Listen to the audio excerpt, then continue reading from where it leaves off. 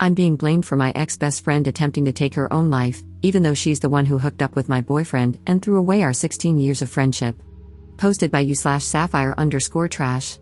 My ex-best friend attempted to take her own life, and I don't care. I haven't reached out. She slept with my boyfriend behind my back. We're both 20F, and we've been friends since reception, 4 to 5 years old, a UK thing. She was my sister, my rock. We stood by each other through everything. When my parents divorced, she was there to offer a shoulder for me to cry on. When her grandmother died, I was there, keeping her afloat throughout high school. I'd been dating my boyfriend, 21M, for about 3 years. We started dating in sixth form, a version of UK college, and he was my first serious relationship. I introduced him to my family. He was many of my firsts. He was sweet, a little awkward, being a gamer guy, but he treated me to date nights and always made me feel special. Maybe this is me being young and dumb, but I thought I'd marry this guy someday. This was something I told my best friend. Well, about a month ago, while my boyfriend was in the shower, I saw a text notification pop up on his phone. We look at each other's notifications all the time, so I grabbed his phone to see it. It was from her, asking if they were still on for tonight and if she should wear his favorite dress. He told me he was hanging out with friends and going drinking. Him going drinking with friends wasn't unusual, so I never thought anything of it, but in hindsight, I wonder how much of him going out was with friends and how much of it was going out with her. I saved screenshots of their conversations. I sent them to myself. I showed him the messages when he came out of the bathroom and demanded he explain himself. I couldn't contain how upset, angry, and hurt I was. An argument ensued, where I told him he was disgusting, and I left his place. Shortly after arriving home, I started getting bombarded with calls and texts from my best friend. I answered none of her calls. I couldn't stomach hearing her voice, but her texts ranged from, "She never meant to hurt me. My boyfriend hit on her first." It didn't mean anything. Then it got angry, saying I should hear her out. If I was a real friend, I would take her calls. I'm being petty and childish for not listening to her side. Then back to sad, saying I was her closest friend in the world and she didn't want to lose me. My boyfriend was strangely quiet during this time. After a few days, I got myself together enough to send them both messages. Maybe it was cowardly, but I didn't have the strength to call them. I told my now ex-boyfriend that we were done and I wouldn't give cheaters any chances with me. He responded by trying to call me, but after the third or fourth attempt, he gave up. He sent me a final message saying it wasn't that big of a deal, that they just fooled around, but agreeing he didn't want to date me anymore. My ex-best friend was more persistent after I told her I wanted nothing to do with her. Day after day, I'd get messages and calls from her. Demanding to talk. Demanding we resolve this. Demanding I not say anything to anyone. Saying she's stopped seeing him. Saying she'll unalive herself if I don't talk to her. Really messed up stuff. I ended up confiding in a mutual friend about what was going on because I was seriously beginning to wonder if I was being a bitch. This friend reassured me that my feelings were justified. However, I wasn't expecting this friend to spread around what happened. The gossip spread like wildfire, and a few days ago, my ex-best friend tried to take her own life. I said nothing. I haven't visited her in the hospital. I haven't sent any messages to her family. Now her older sister keeps messaging me, telling me I'm a heartless bitch for leaving her at her lowest. For not trying to prevent this. That everyone makes mistakes and that her sister didn't intentionally hurt me. Maybe it does make me a heartless bitch, but I don't care. I'm relieved she survived, but I'll never forgive her. I'll never forgive her betrayal. She destroyed our friendship when she slept with my boyfriend. Update 1 month later. Hey again. It's been a while. First, I want to thank everyone for all their comments and support.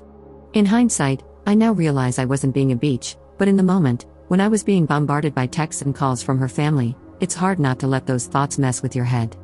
I didn't know if I was going to post an update, but some things have happened, so this might get a little long, sorry. Giving fake names, ex-BFF is Nikki, her older sister is Tammy, and ex-BF is Josh. I'll name anyone relevant as I go. So I mentioned in a comment that my mom wanted to speak to me later that day. I had a few replies warning me that she would try to pressure me into forgiving Nikki, and they were right. She came over to my dad's that evening and wanted a conversation in private. She asked if I'd spoken to Nikki yet. I said no. She asked if I was going to. I said no. I was trying to be as firm as possible because I knew what she was about to do. She asked, "Don't you think you should?" My response was, "No. I don't see why I should." I sent her a final message almost a month ago. This is where things began to really go south in the conversation. "Mum, love, she's in the hospital right now. She needs all the support she can get. You're meant to be her friend. I didn't even know about her condition until her mother called me. Me, really? I meant to be her friend after she slept with Josh behind my back? I didn't say anything about her because I didn't want to talk about her. Mum, are you really going to hold on to a silly grudge? I understand she hurt you, but she's hurting so much more right now, love. Me, she's hurting? Mum, yes, you both are. I raised you to be a kind, forgiving person. Why can't you forgive her? Me, what? Like how Dad should have forgiven you? This wasn't my finest moment. I didn't bring it up before because it wasn't relevant, but the reason my parents divorced was due to infidelity on Mum's end. And it wasn't just a one-time thing, not that it matters even if it had been, but my mum always believed Dad should have just forgiven her. I admit this was a low blow for me, and the conversation spiraled into an argument from there, with both of us saying some not-so-kind things to each other. Eventually, I decided the conversation was over because we were just going around in circles and heading into yelling territory, so I told her to leave and said I'd try talking to her again when we'd both calmed down. When she was leaving, she said this, "I hope you're not as cruel as your father." I'm typically not an angry person, but this infuriated and hurt me. I lived 50-50 between my parents.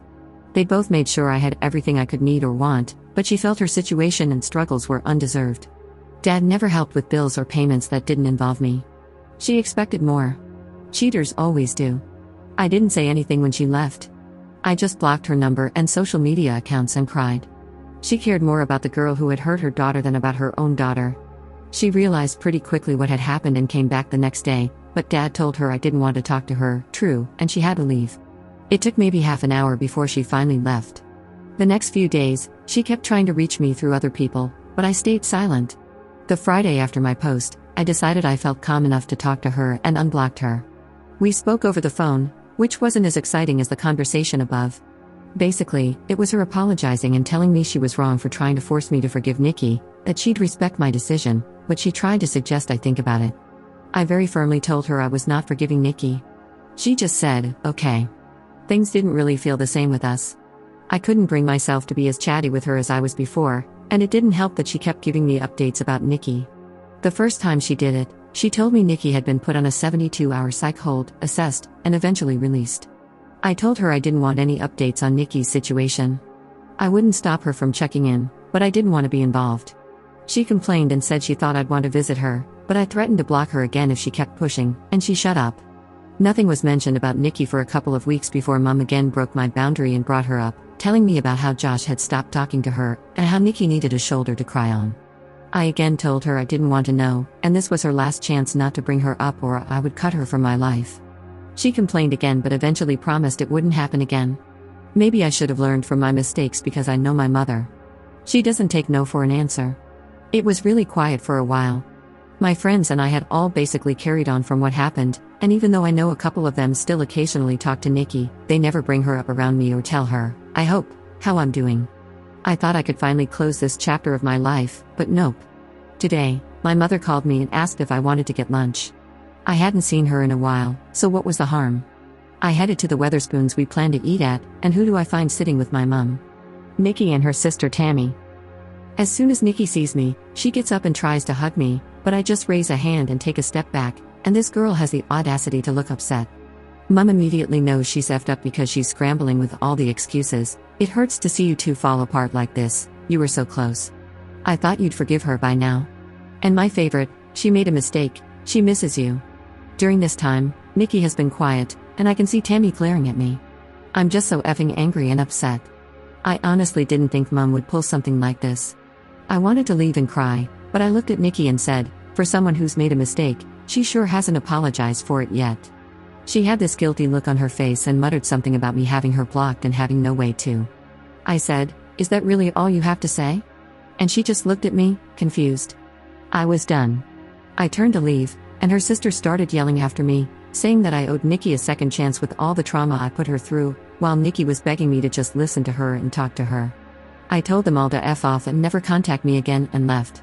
I managed to get out of there before Tammy started a fight and went home, where I sent my mum a text a while ago telling her she'd better lose my number because she no longer has a spot in my life. Then I blocked her and just cried. My dad's been doing his best to comfort me, but it just hurts so bad that my own mother did this to me. So that's where things are at right now. I'll update if anything else happens, but this whole situation really effing sucks.